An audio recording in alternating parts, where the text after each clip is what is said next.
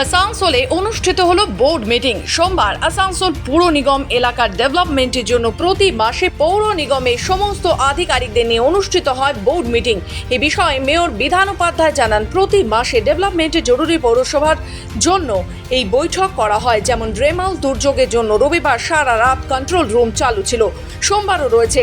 সমস্ত কাউন্সিলরদের জানানো হয়েছে নিজের ওয়ার্ডে নজরদারি করতে, কোথাও কোনো অসুবিধা হলে পুর নিগম সর্বদা পাশে রয়েছে। আজকে বোর্ড মিটিং, প্রতি মাসে বোর্ড মিটিংটা করতে হয় আমাদের ডেভেলপমেন্টের জন্য আছে। কাছে এমার্জেন্সি কিছু জিনিস থাকে সেগুলোকে আমরা করি। যেমন আমাদের রুমেলা যেটা হয়েছিল সেটার জন্য আমরা অলরেডি যেটা আমরা কন্ট্রোল রুম খুলেছিলাম, কন্ট্রোল রুমও কাল গোটা রাত চলেছে, আজকেও আছে। এবং সমস্ত কাউন্সিলরদেরকে বলা হলো প্রতিটি ওয়ার্ডে নিজেদের ওয়ার্ডে ঠিক করে দেখে নেওয়া, যদি কোথাও অসুবিধা হয় তাহলে কর্পোরেশন সাথে রয়েছে এবং আমরা সবসময় পাশে দাঁড়াবো। তিনি আরও জানান, বাড়ি থেকে আবর্জনা কালেকশনের জন্য 1000 জনকে 175 টাকা হাজিরের বিনিময়ে নিয়োগ করা হবে। ইতিমধ্যে বাজার এলাকায় রাত্রি সাফাইয়ের জন্য 5 জন লোক নিয়োগ করা হয়েছে। সোমবারের এই বোর্ড মিটিংয়ে সামনে বর্ষাকাল আসছে, তাই বিগত 7-8 দিন ধরে ট্রেন পরিষ্কারের কাজ চলছে।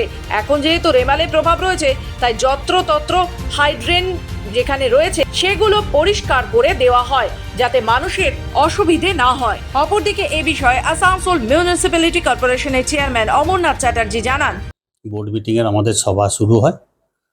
জলের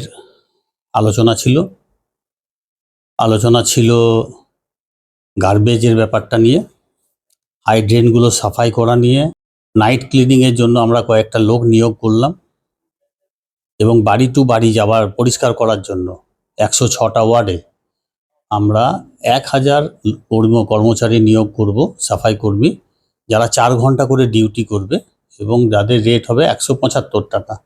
ওই 175 টাকার ভিত্তিতেই তাদের কাজ করতে হবে 4 ঘন্টা করে এবং বাড়ি বাড়ি তারা মালটা। আসানসোল থেকে রাহুল পাসওয়ানের রিপোর্ট, খবর বাংলা।